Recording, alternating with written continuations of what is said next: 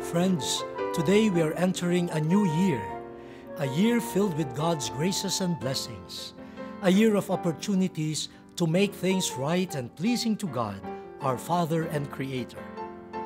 Kung kaya naman ngayong araw pong ito, ating pagninilayan ang biyayang handog sa atin ng Diyos, isang regalong walang katumbas sa pagiging espesyal. Come, join us in the next few minutes. Let us rediscover this gift from God, life.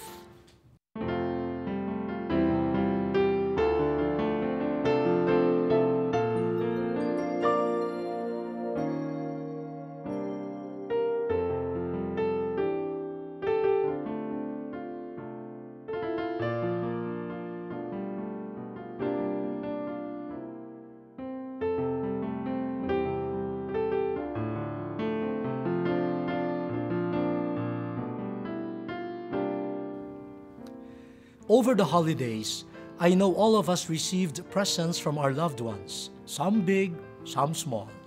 And oftentimes, we regard the most expensive and fancy gifts as the greatest. But then, when we look at the bigger picture, we remember the most precious gift that we receive on a daily basis, life, our very lives. Paano ninyo pinangangalagaan ang biyaya, ang regalong ito? Katulad ba ng pag-aalaga ninyo sa mga regalong mula sa inyong mga ninong at ninang, ama't ina at iba pang mga mahal sa buhay? Talaga namang tayo ay mapapaisip kapag ito ang katanungan, ano ho? Kung minsan kasi, nakalilimutan na natin ang halaga ng buhay. Kung minsan ang mga mata natin ay nakatuon na lamang sa mga bagay na temporal at lumilipas.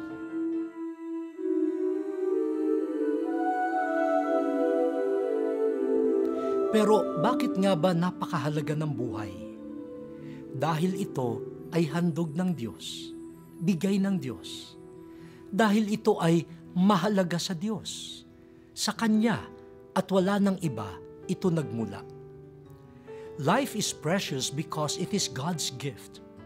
In Scriptures, we read how God created us out of love. Genesis adds, "Let us make human beings in our image, according to our likeness." We are not only alive, we were also created to relate with God. That is true life, relationship with the Creator. O kayong mga magulang, kapag ang anak ninyo ay cute na cute, kapag ang anak ninyo ay nangunguna sa eskwela, ano sinasabi ninyo? Anak ko yan! Mana sa akin yan! Kawangis ko yan! At alam ninyo mga kaibigan, hindi lang tayo nilikha ng Diyos na kawangis niya.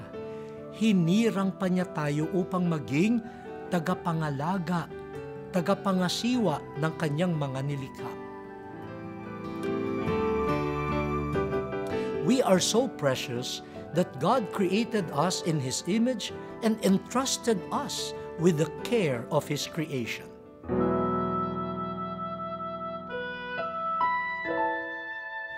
From the very beginning of our lives, God is there, wanting, desiring, loving us. Let us listen to the beautiful words of the prophets. From Isaiah, "I am your creator. You were in my care even before you were born." Jeremiah adds, "Before I formed you in the womb, I knew you, and before you were born, I consecrated you." Ang buhay ay handog, kaloob ng Diyos. Kaya dapat pangalagaan ng buhay. Huwag nating hayaan na ito'y masira at makitil sa kahit na anong pamamaraan. Ang bawat buhay ay mahalaga. Ang bawat may buhay ay may nakatakdang gampanin sa mundong nilikha ng Diyos mula sa kanyang pagmamahal. As the Catechism of the Catholic Church states, human life must be respected and protected absolutely from the moment of conception.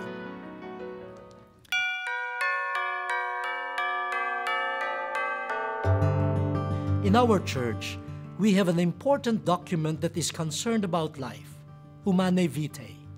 an encyclical written by Pope Paul VI in 1968. It is a reaffirmation of the traditional teaching of the Catholic Church about married love, responsible parenthood, and the continuing prohibition of many forms of birth control. It stresses that marital relations are much more than a union of two loving people.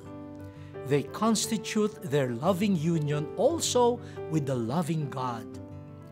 And the most serious role in which married people collaborate freely and responsibly with God the Creator is in the transmission of human life. But aside from Humanae Vitae, the Church also has many documents, in particular social encyclicals, that promote the development of life, not only of individuals, but also of society and even of the whole of creation. Life, because it is God's gift, must be protected and cared for from beginning to end. So the Church stands up also for the lives of the poor, the oppressed, and the earth. In her advocacy for life, the Church inevitably works for truth and justice. Dear friends, we hope that you have learned something from us today.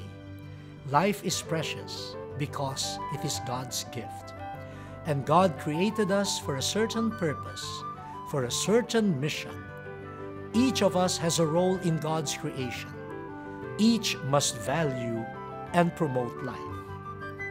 I also encourage you to attend the Mass today in honor of the Blessed Virgin Mary, Mother of God, the Mother of Life. Till our next meeting, may the good Lord bless us all.